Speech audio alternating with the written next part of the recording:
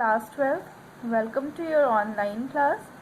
Here we are going to learn the second chapter, geometrical mean.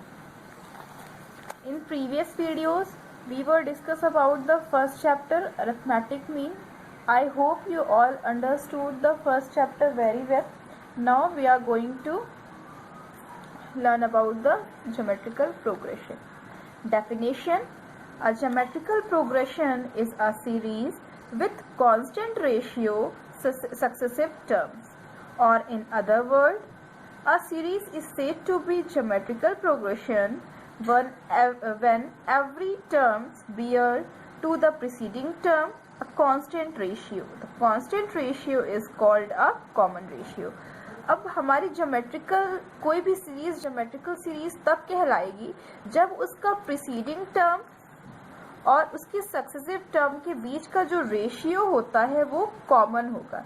जैसे कि अगर मान लो आपका कोई एक सीरीज है, वो 2, 8, 16 and then 32 and so on, ये आपका कोई एक सीरीज है।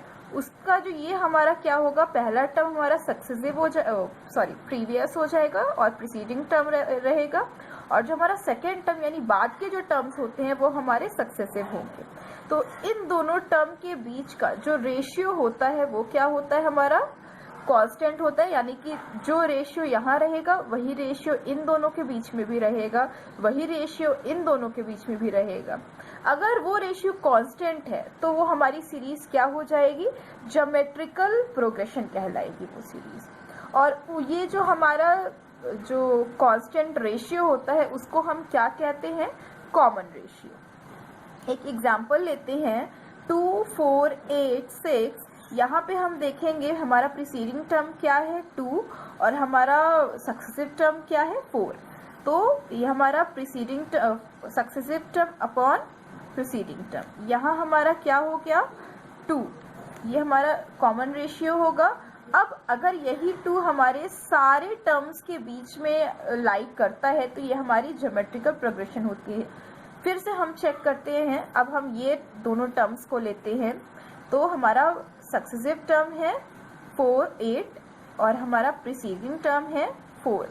अब इन दोनों के जो रेशियो होगा वो हमारा क्या हो जाएगा, 2:1, दिस इज 2। यहाँ पे भी हम देख रहे हैं कि हमारे जो बीच का टर्म होगा, वो जो बीच का रेशियो होगा वो क्या होगा, हमारा 2 होगा। तो इससे ये प्रूफ होता है कि ये हमारी जो सीरीज है वो ज्योमेट्रिकल प्रोग्रेशन की सीरीज है। ठीक है। अब ज्योमेट्रिकल प्रोग्रेशन जो होता है इसे हम किस नाम से भी जानते हैं, GP. Now if the first term of GP is a and common ratio is r and n be the number of terms, then the series will be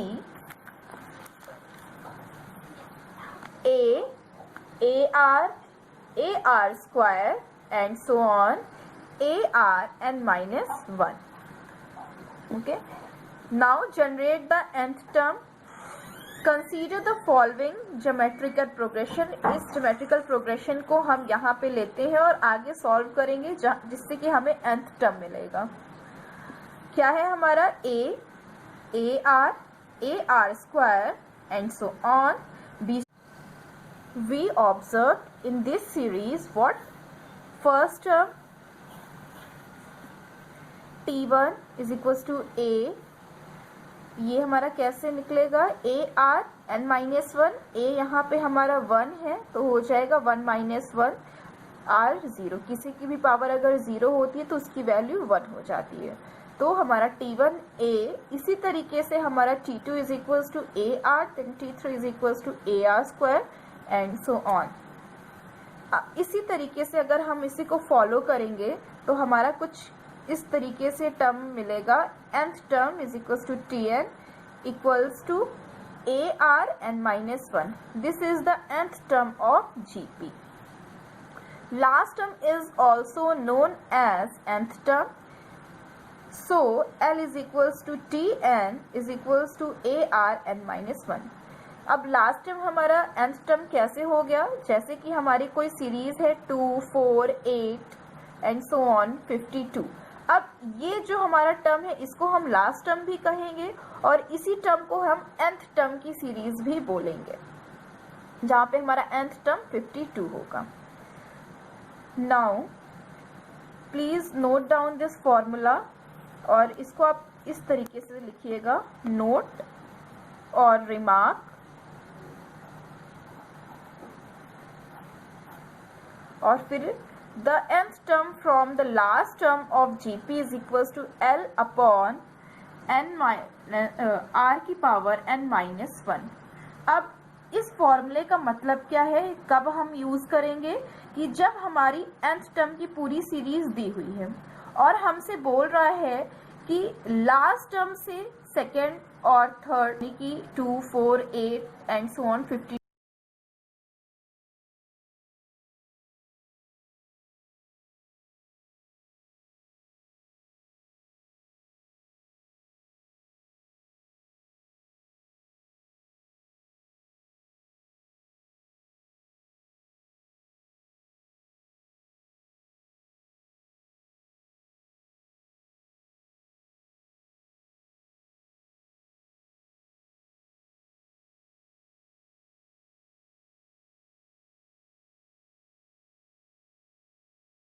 confusion regarding the geometrical progression,